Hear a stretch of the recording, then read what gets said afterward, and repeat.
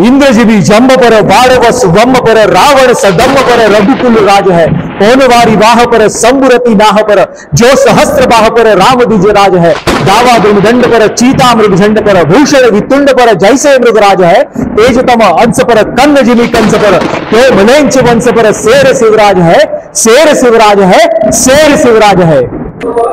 छत्रपती शिवाजी महाराजांच्या पदस्पर्शाने पावन झालेल्या गडकिल्ले असतील, त्याचबरोबर अनेक अशा दुर्ग वाटा आहेत, त्याचबरोबर त्यांनी हातात घेतलेली शस्त्र असतील, त्यांनी हातात घेतलेली जे काही राज्य व्यवहार त्यांनी कसा केला तो कसा केला, त्याचबरोबर समुद्री सीमा त्यांनी संरक्षित केली कशा केल्या, या सगळ्यांचं एक समग्र प्रदर्शन आज तुम्हाला इथे पाहायला मिळतं। समग्र याच्यासाठी की शिवाजी महाराजांचे चरित्र हे वेगवेगळ्या माध्यमातून आपल्याला पाहायला मिळतं।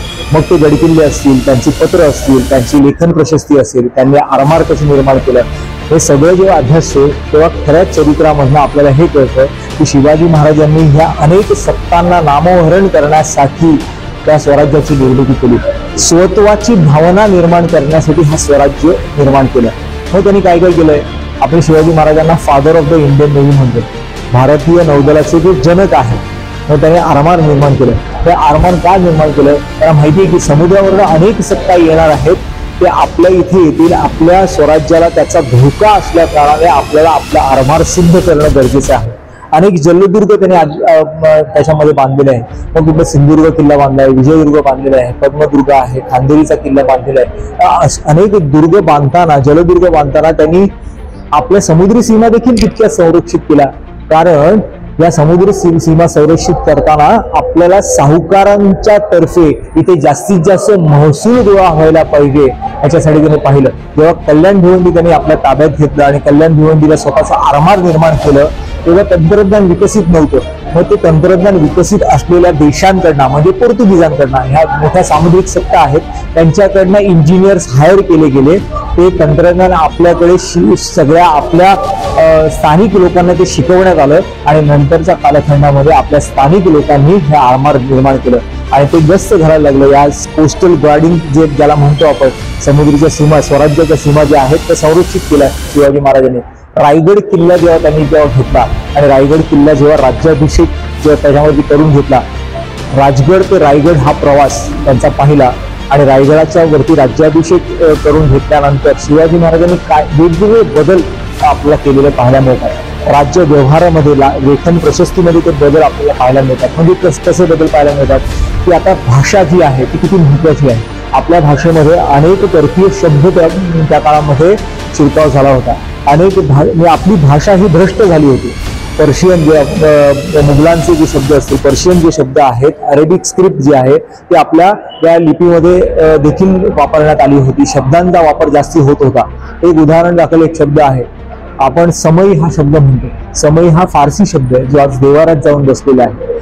त्याचबरोबर बायको हा शब्द आहे, तो फारसी शब्द आहे। असे अनेक शब्द प्रचलित होते जे त्या काळामध्ये वापरात येत होते, राज्य व्यवहारात वापरले जायचे। शिवाजी महाराजांनी हे बदलले, राज्य व्यवहार कोश निर्माण केला आणि त्या कोशांच्या अंतर्गत शिवाजी महाराजांनी आपली राज्य व्यवस्था पाहिली। त्याच्यामध्ये संस्कृतोद्भव मराठी शब्द येण्यासाठी त्यांनी त्या प्रकारचं लेखन प्रशस्ती करून घेतली। आपण नाण्यांच्या बद्दल जेव्हा बोलतोय ते नाणी देखील त्यांनी शिवाजी महाराजांनी पाडून घेतली। नाणी कशासाठी, कारण या सगळ्या ज्या सत्ता येत आहेत ते राजकोषीय व्यापार करतायत, ते व्यापार करताना आपलं महसूल, आपलं चलन तिथे असावं म्हणून तांब्याची आणि सोन्याची नाणी त्या शिवाजी महाराजांनी पाडून घेतलेली होती। शस्त्रांच्या माध्यमातून जेव्हा पाहतो तेव्हा शस्त्र देखील तितक्याच प्रकारे शिवाजी महाराजांनी त्याच्यामध्ये बदल केला। नवीन नवीन शस्त्र निर्माण करण्यात आली शिवकाळामध्ये आणि शस्त्रांच्या माध्यमातून अहत पंजावर ते तहत पेशावर प्रत्येक मराठा सरदार हे प्रत्येक शस्त्र घेऊन तो अभिमानाने आपल्या स्वराज्यावरती येणाऱ्या संकटांवरती मात करत होता। आपण लेखन प्रशस्ती पाहिली किंवा अनेक जर संदर्भ ग्रंथांचा जेव्हा अभ्यास करतो तेव्हा कळतं शिवाजी महाराजांनी आपली मराठी आणि जी मराठी लिपी जी आहे त्याचबरोबर भाषा जी आहे ती संस्कृतोद्भव भाषा त्या ग्रंथांमधून ते देखील प्रचलित व्हावी याच्यासाठी ग्रंथ निर्मिती करण्यात आली। म्हणजे राजव्यवहार कोश असेल, शिवभारतम नावाचा ग्रंथ असेल, शिवभूषण नावाचा ग्रंथ असेल, असे वेगवेगळे ग्रंथ त्या कालखंडामध्ये निर्माण झाले। शिवाजी महाराजांचा 350वा राज्याभिषेक आपण साजरा करतोय। राज्याभिषेकामध्ये एक सर्वात मोठी गोष्ट आहे की आपल्या पुढच्या पिढीला, येणाऱ्या पिढीला शिवाजी महाराजांचा इतिहास कळावा याच्यासाठी प्रत्येकाने कार्यरत असणं गरजेचं आहे। शिवशंभी विचार मंच ही एक संस्था गेली अनेक वर्ष कार्यरत आहे आणि त्या माध्यमातून शिवशंभी विचार दर्शन या कार्यशाळेच्या अंतर्गत या प्रदर्शनाच्या माध्यमातून हा समकालीन इतिहास, समकालीन संदर्भ त्या नवीन पिढीपर्यंत पोहोचवण्याचा आम्ही प्रयत्न करत आहोत। आमचा उद्देश हाच आहे की येणाऱ्या पिढीने सकारात्मक दृष्टिकोनाने हा इतिहास अभ्यासावा, त्याचं वाचन करावं आणि त्याचं अध्ययन करून पुढच्या पिढीला ते देण्याचं कार्य त्यांनी हातात घ्यावं। त्याच्यासाठी आम्ही शिवचरित्र स्पर्धा देखील घेत आहोत। आपल्या पाठ्यपुस्तकांमध्ये खूप कमी प्रमाणात शिवाजी महाराजांचा इतिहास आपल्याला पाहायला मिळतो। तो इतिहास जर वाचायचा असेल, तो अभ्यासाचा असेल, त्याच्यासाठी वेगळ्या प्रकारची प्रक्रिया सुरू करणं गरजेचं आहे।